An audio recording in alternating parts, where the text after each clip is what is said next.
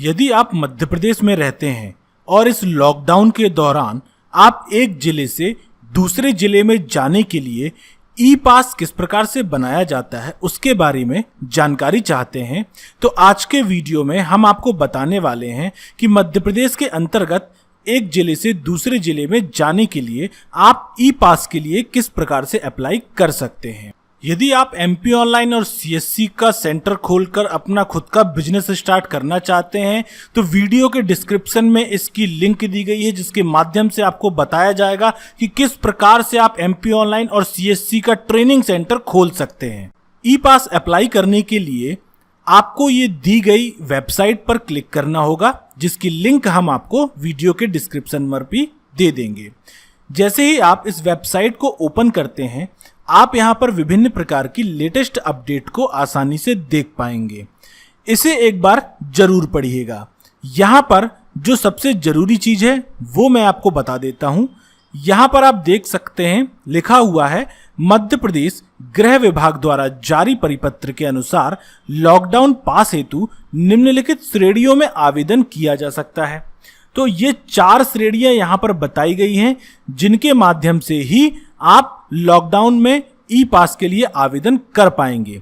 यदि आप खाद्यान्न उपार्जन एवं अन्य अत्यावश्यक सेवाओं हेतु ऐसे नागरिक संस्था के प्रतिनिधि जो खाद्यान्न उपार्जन एवं उनकी अनुषांगिक गतिविधियों तथा अत्यावश्यक सेवाओं के लिए एक जिले से दूसरे जिले अथवा एक जिले से अन्य राज्य में आवागमन करते हैं, यानी कि सबसे पहला जो है ई पास बनाने के लिए उन लोगों के लिए अप्लाई किया जा सकता है जो खाद्यान्न उपार्जन यानी कि खाने पीने की वस्तुओं से संबंधित कार्य करते हैं, अत्यावश्यक सेवाओं से संबंधित सामग्री के डोर टू डोर वितरण हेतु यानी कि ऐसे लोग जो होम डिलीवरी कर रहे हैं, परिवहनकर्ताओं हेतु यानी कि ट्रांसपोर्टर्स के लिए, और चौथा है व्यक्तिगत आपातिक कार्य यानी कि पर्सनल इमरजेंसी के लिए।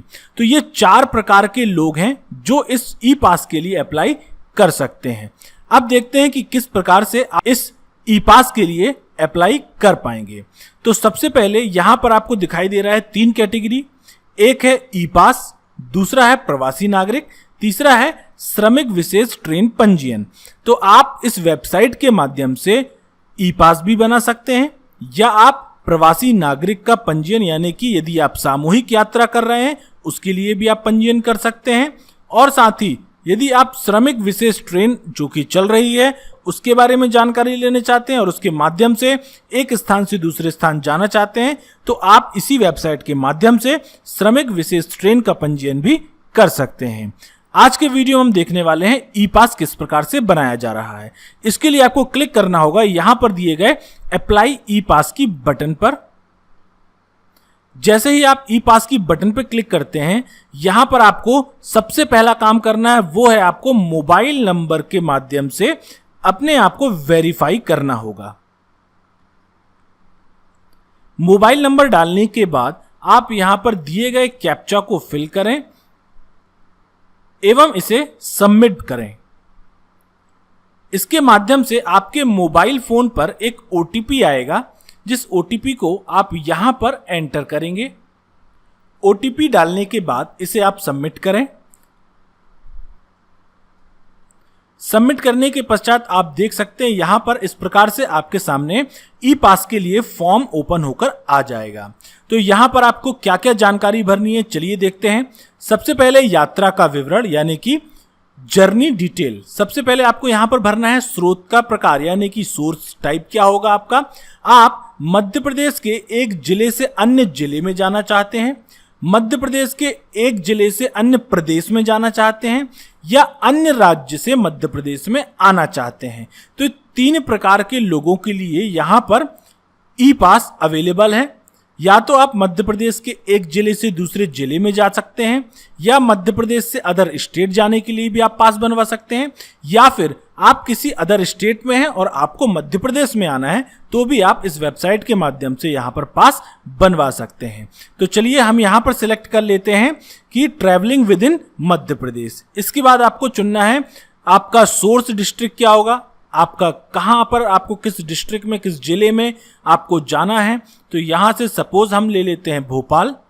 इसके बाद आपका डिस्ट्रिक्ट, कहाँ से आप चल रहे हैं, तो यहां पर हमने सपोज यहां पर सिलेक्ट कर लिया उज्जैन। उसके बाद गंतव्य का स्थान, तो उज्जैन जिले के अंदर आपको किस जगह पर जाना है, तो उस जगह का नाम आपको यहां पर टाइप करना होगा। तो यहां पर नाम टाइप करने के बाद अब आप यहां पर देखेंगे अगली डिटेल है वो है पास डिटेल, जिस पे आपको सिलेक्ट करना है वन वे है या राउंड ट्रिप है, यानी कि यदि आप सिर्फ जा रहे हैं तो आपका जो रूट होगा वो वन वे होगा, और यदि आपको जाकर वापस आना है तो आपकी राउंड ट्रिप होगी। और अगर आप राउंड ट्रिप करते हैं तो राउंड ट्रिप में आपको बताना होगा कि इसका पास डेट का स्टार्टिंग डेट क्या होगा और एंड डेट क्या होगा। इसके अलावा पर्पस ऑफ पास, आपका पर्पस क्या है, यहां पर आपको जो स्टार्टिंग में हमने आपको जानकारी दी थी उसके हिसाब से यहां पर कुछ ऑप्शन आपको दिए गए हैं, जैसे essential service for food, door to door distribution, medical candidate, other traveller standard, personal emergency दी गई है, ट्रांसपोर्टर दिया गया है। तो जो भी आपका कारण है वो आप यहाँ पर चुन सकते हैं। इसके अलावा यात्रा के पड़ाव या कोई स्टॉपेज अगर बीच में आता है तो उसकी डिटेल भी आपको यहाँ पर देनी होगी। इसके बाद आपको करना है अपनी पर्सनल डिटेल है वो यहाँ पर फिल करनी है। उसके लिए सबसे पहले यहाँ पर आपको अपनी फोटो अपलोड करनी होगी। फोटो अपलोड करने के लिए आपको इस प्लस सिंबल पे क्लिक करना है और इसके माध्यम से आप आसानी से अपनी फोटो यहाँ पर अपलोड कर पाएंगे। इसके बाद आपको अपना नाम, अपना मोबाइल नंबर, अपना जेंडर, ईमेल आईडी जो कि ऑप्शनल है, फोटो आईडी यानी कि आपका आधार कार्ड, आप voter card, PAN card, driving licence, passport, कोई भी एक चीज का सिलेक्ट कर सकते हैं। उसके बाद जो भी आपने सिलेक्ट किया है, लाइक आपने आधार कार्ड सिलेक्ट किया है तो आधार कार्ड की कॉपी यहां पर आपको अपलोड करना होगा और आपका परमानेंट एड्रेस क्या है वो भी आपको यहां पर देना होगा। यहां पर एक जानकारी मैं आपको देना चाहूंगा कि यहां पर पर्सनल ट्रैवलिंग के लिए एप्लीकेंट यदि कोई एप्लीकेशन करता है तो उसके लिए मैक्स 3 पर्सन ही अलाउ होंगे। केवल 3 लोग यहां पर एक पास के माध्यम से अलाउ किए जाएंगे। व्हीकल की डिटेल इसके बाद आपको भरनी होगी। वाहन टाइप क्या है आपका, 2 व्हीलर है, 3 व्हीलर है, 4 है, कार है, ट्रक है या बस है। इसके अलावा व्हीकल का रजिस्ट्रेशन नंबर यानी कि वाहन पंजीयन क्रमांक भी आपको यहां पर देना होगा। तो जो आपकी गाड़ी का नंबर है वो गाड़ी नंबर भी आपको यहां पर देना होगा। इसके बाद यहां पर कुछ ऑप्शनल जानकारी भी आपको भरनी है, जैसे कि अदर दस्तावेज में यदि आपके पास कोई मेडिकल इमरजेंसी और आपके पास किसी डॉक्टर का लिखा हुआ पर्चा है तो उसे भी आप यहां पर अपलोड कर सकते हैं, जिसके माध्यम से आपको ई पास बनने में और आसानी हो जाएगी। वो आपको तुरंत जनरेट होके मिल जाएगा, क्योंकि यहां पर आपके पास जो रीजन है, यदि रीजन वैलिड है तो आपको ई पास मिलेगा, यदि आपका रीजन वैलिड नहीं है तो ई पास आपका कैंसिल भी हो सकता है। तो जो भी जानकारी आप भर रहे हैं उन जानकारी को सही भरें और वैलिड भरें। इन सभी जानकारी को भरने के बाद आपको करना सिर्फ इतना है, यहां पर दी गई सबमिट बटन को क्लिक करके आप अपने फॉर्म को आसानी से सबमिट कर सकते हैं, जिसके माध्यम से आपकी जानकारी वेरिफिकेशन के लिए आगे भेज दी जाएगी। यह जानकारी और मध्य प्रदेश शासन द्वारा दी जा रही यह ई पास सुविधा पूर्णतः निःशुल्क है, जिसमें किसी भी प्रकार का चार्ज नहीं लग रहा है।